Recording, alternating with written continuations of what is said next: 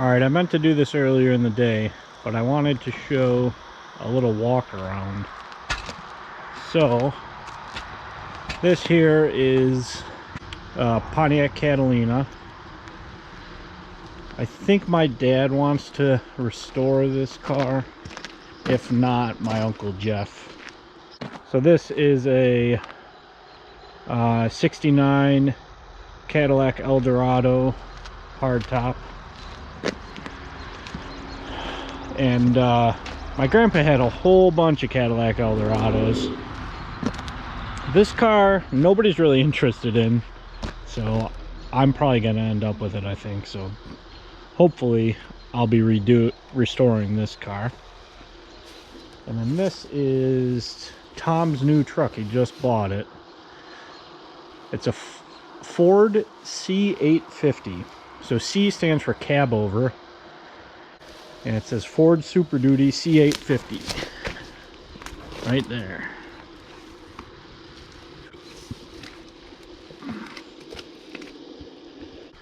It's got a 14-foot, 8-foot wide bed on it. 14-foot long, 8-foot wide. And this is a dump bed. Oops. I believe the cylinder is in that box there. Yeah, looks like it. There's a pivot right there. And then the other end, pivots on the end there.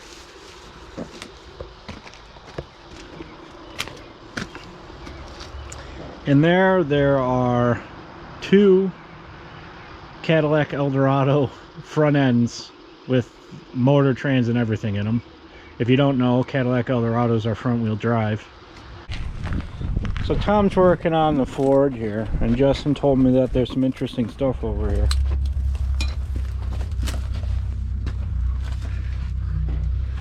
This is the exhaust. That's a muffler. And that is electrical tape. And it looks like duct tape actually underneath it. I think they put duct tape on and then electrical tape. Because the underneath has fibers in it. I don't know why they thought that would work. Looks like they use hex screws to hold the exhaust tips on.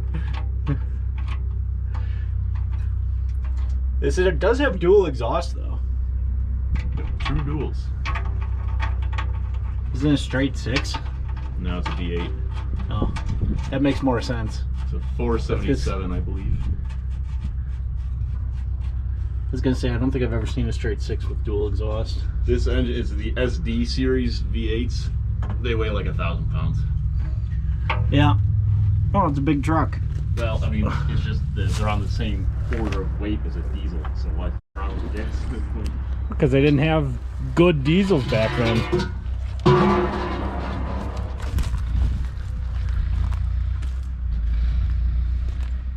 don't think I had any way of getting this bucket out.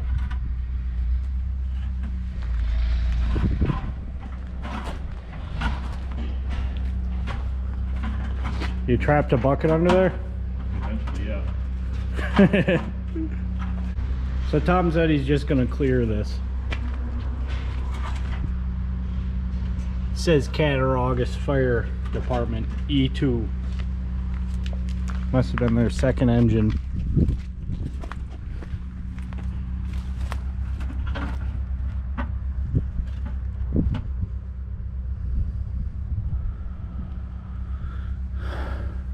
What makes it a custom cab?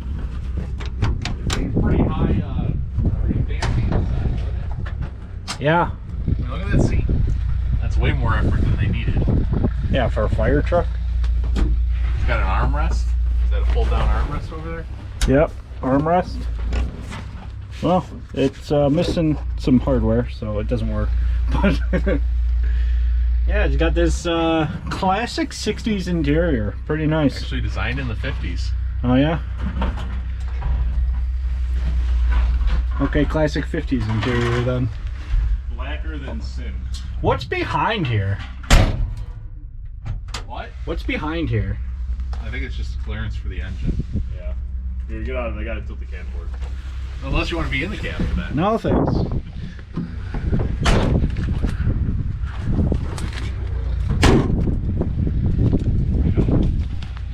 Smells like gasoline. So extra flammable. Perfect start fires the Graff I'm lights. assuming. Does not. It smells a little bit like gas, not that much. The cab is lifted.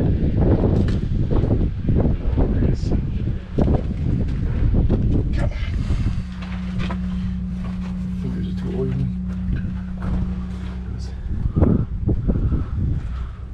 Huh. You can fill the oil from inside the cab through this door. A little bit of insulation up there. It does look like there's a lot of dead space. Yeah. You could store stuff over there and over here. Yeah, but you don't want to add any weight to it.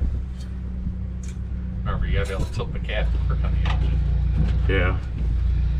Yeah. So if you're Yeah, gonna keep stuff with the truck, just put a toolbox under the next to the frame. Put a ram in it. That's how they lift modern things. People are too weak to pick things up now, so everything's automatic. That's also how they make it more expensive. Look, you just put some coil springs on that. No. That is interesting. Coil What? spring. Oh, the assists. Yeah. It's got a couple coil springs to help push it up when you pick it up. Stupid clean. You know, for being 60 years old, it's pretty. Have you tried operating the ram? Not yet. I haven't even engaged a PTO yet. Some of the. I replaced the tack cable, so now I have a good tack that works. Because that would have been nice driving it home. This thing has like a 3,500 RPM run glide, so any faster than that, there's a good chance you're throwing rods out of the bottom. I mean, will it float the valves or will it just keep revving? It'll keep revving because there's a governor on it, and of course when they put the new carb on it, Holly 4 they barrel. disconnected the governor, so Oh, now boy. it'll over rev. So what you're saying is you have unlimited RPM now. Well, I was reading on the forums that I'm sure what are the marine? Do they rev it higher in the marine application? probably. But I was reading on the forums, there's guys that they complain that the thing has absolutely no balls, and they find out that the governor's a little gummy, and it's just governing down the engine to like 50 horsepower.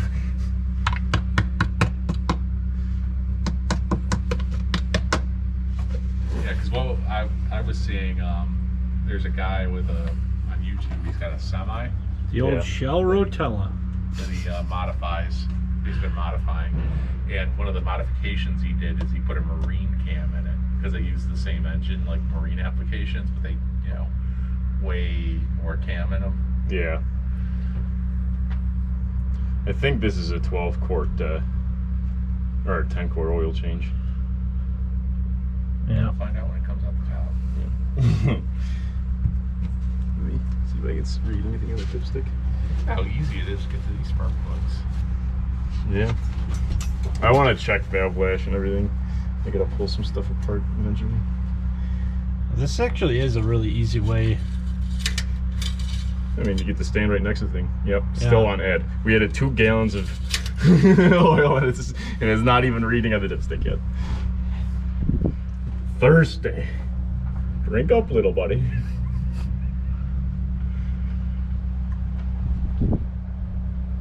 It's gonna add horsepower right here.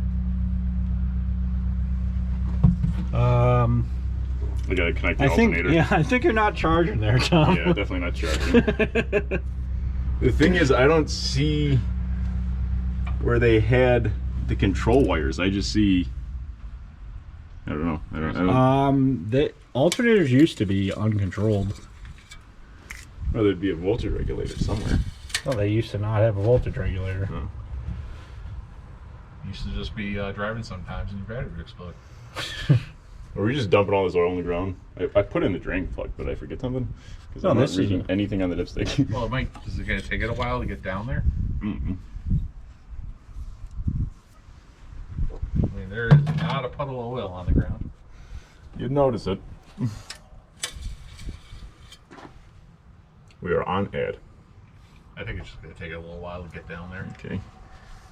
I mean, because it's just going in the top of the valve cover, right? Yeah. So your valve cover, the top of the cylinder is probably just full of oil right now. Yeah. Look at your valve guys. Good.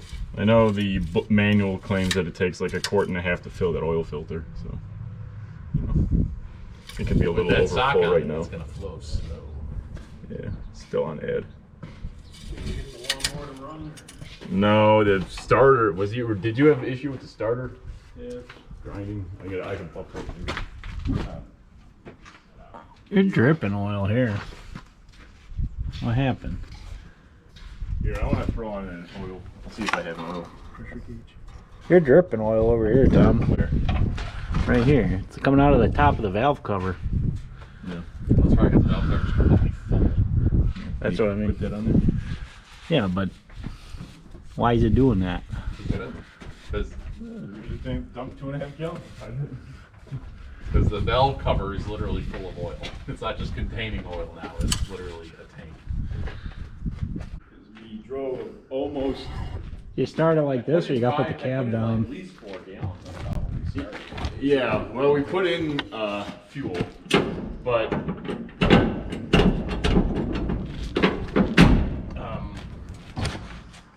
was I gonna say? We drove like 30 miles, almost. Somewhere between 25 and 30 miles. Also, a lot of that was in the choke on, remember? Oh yeah. That didn't help a lot. Is the choke now on, or are you gonna need it on? I have it on the lever now. Oh, is it going anywhere? Or is it making it up? I'm just running because I changed the oil. Also, because I need footage. You missed the whole pickup. You got some pictures. I got a funny picture of Tom. I got a nice Tom face we can crop.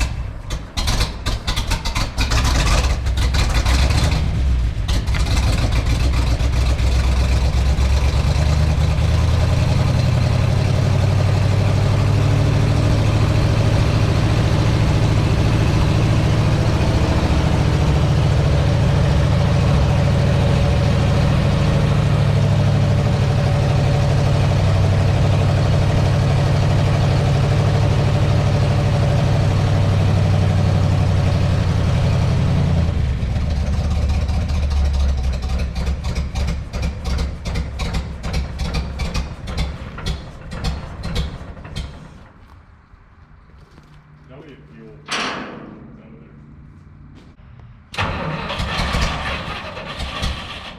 You know that oil?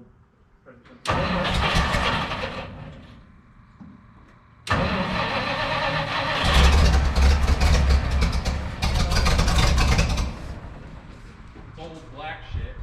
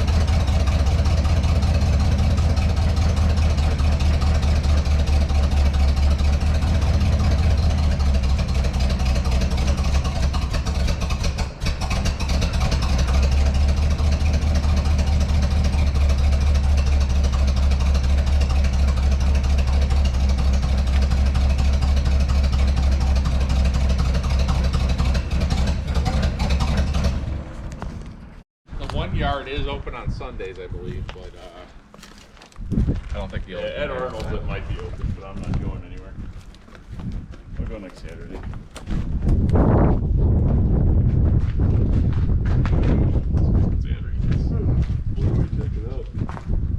I mean, the Subaru would be easy.